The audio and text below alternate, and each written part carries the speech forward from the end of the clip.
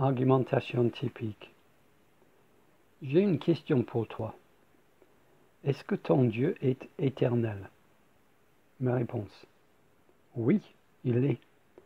D'ailleurs, son nom dans la Bible est l'Éternel. Réponse typique. Alors, s'il est éternel, dans ce cas, comment est-il arrivé à créer l'univers? Ma réponse. Comment a-t-il fait pour créer l'univers? Réponse typique. Non, pas comment a-t-il fait, mais comment est-il arrivé à le faire? Je t'explique, car apparemment, tu n'y as jamais réfléchi. Si ton Dieu est éternel, comme tu le dis, ça veut dire qu'il existe, Dieu existe depuis un temps infini.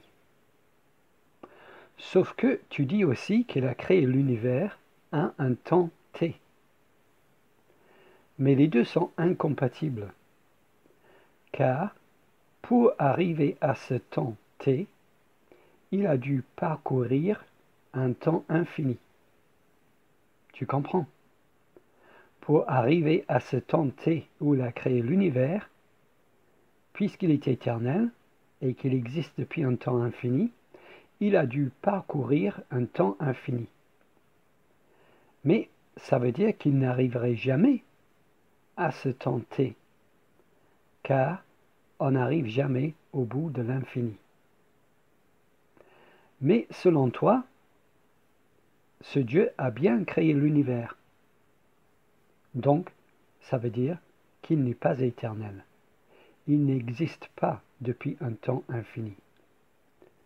Il n'est pas éternel, donc l'éternel n'existe pas. Ma réponse. Ta question n'a pas de sens, car quand Dieu a créé l'univers, il a aussi créé le temps. Avant cet événement, avant la création, le temps n'existait pas. Il est donc impossible pour Dieu de parcourir une chose qui n'existe pas. Ton argumentation est donc un non-sens, car justement, Dieu existe dans l'éternité. Il existe hors du temps. Mais puisque tu parles du temps, j'ai aussi une question pour toi. Car, en tant qu'athée, tu n'es pas exempt d'expliquer l'existence du temps non plus. Si j'ai bien compris, tu dis que l'univers s'est créé il y a 14 milliards d'années, n'est-ce pas? Réponse typique. Oui, le Big Bang date d'il y a environ 14 milliards d'années. Ma réponse.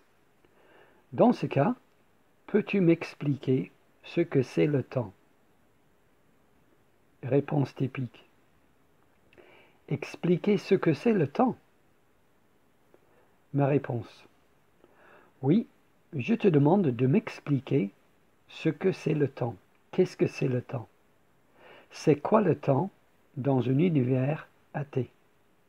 D'où vient-il?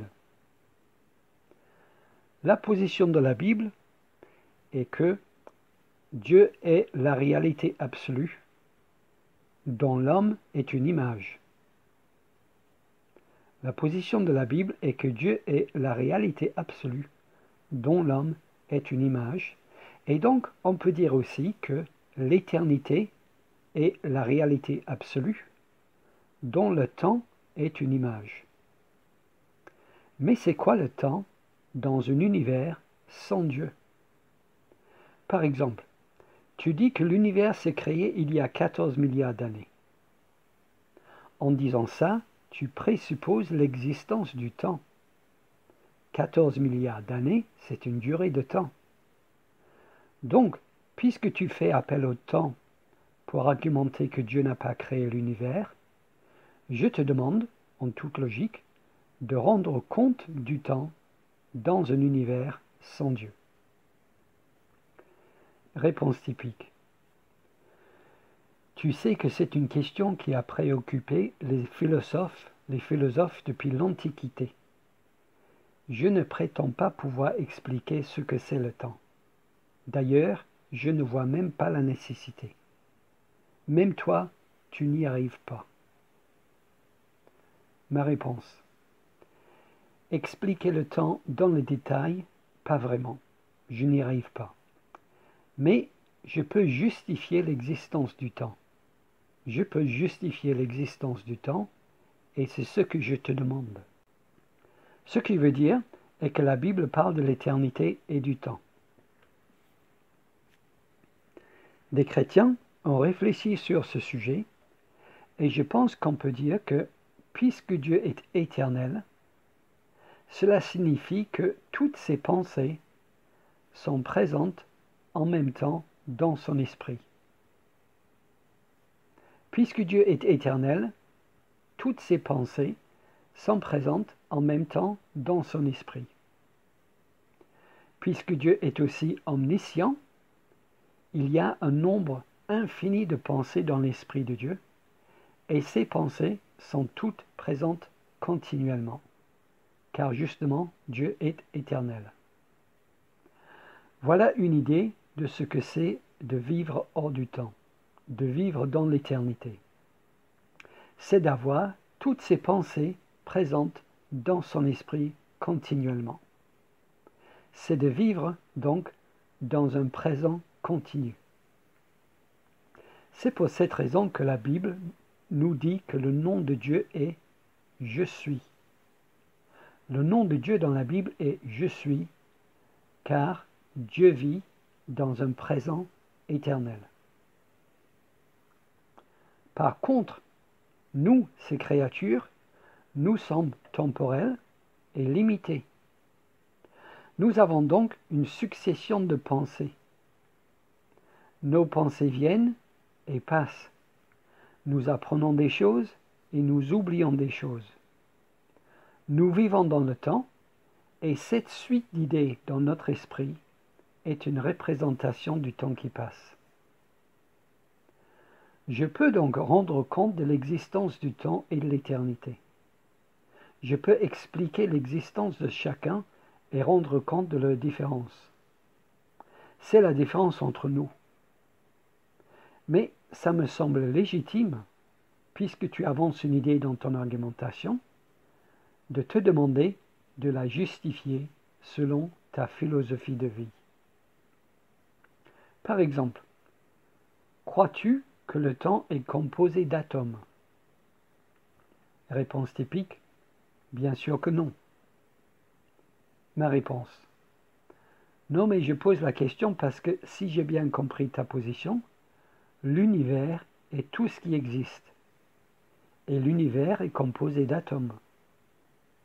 Donc je voudrais juste savoir d'où vient le temps.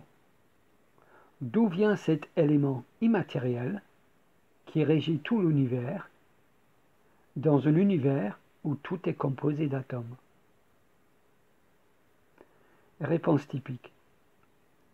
Le temps existe, c'est tout. Ce n'est pas la peine de chercher midi à 14 heures. C'est le cas de le dire. Nous savons qu'il existe car le temps passe. La Terre tourne. Le temps est nulle part. Il est une propriété de l'univers car le temps a commencé avec le Big Bang. Ma réponse. Je sais que le temps existe. Je demande comment peut-il exister dans un univers sans un créateur éternel? Il faut au moins en donner une raison, une explication. De dire que le temps existe parce que nous savons que le temps existe est bien sûr un raisonnement circulaire. Mais si je comprends bien ta réponse, selon toi, le temps est immatériel. Le temps n'est pas composé d'atomes, donc il est immatériel. Tout dans l'univers n'est donc pas matériel. Il y a selon toi des choses qui existent dans l'univers qui ne sont pas faites d'atomes. Cela ne me choque pas, car mon Dieu créateur est immatériel et éternel. Mais pour toi qui es matérialiste, ça soulève beaucoup de questions. Comment est-ce que c'est possible pour un univers matériel de produire des propriétés immatérielles. Comment est-ce que c'est possible? Comment est-ce que c'est possible pour des atomes de créer le temps? Une des règles indispensables pour qu'une argumentation soit valide est qu'il ne peut pas y avoir dans la conclusion ce qui n'est pas présent dans les prémices. Si on retrouve un élément dans la conclusion qui n'était pas dans les prémices, alors l'argumentation est fausse. Donc, comment est-ce possible pour toi de commencer avec de la matière au Big Bang et de raisonner pour arriver à des propriétés qui ne sont pas faites de matière? Comment est-ce que c'est possible d'avoir des éléments immatériels dans ta conclusion? Pour parler clairement, comment est-ce possible de commencer avec des rochers et des gaz pour arriver à la production du temps? Tu ne peux pas avoir dans ta conclusion ce qui n'était pas présent dans tes prémices. Autrement dit, tu ne peux pas raisonner ainsi. Prémisse 1, matière. Prémisse 2, explosion de matière. Conclusion, création de non-matière, c'est-à-dire du temps. Tu ne peux pas avoir dans ta conclusion ce qui n'était pas dans tes prémices. Sinon, ton argumentation est clairement invalide.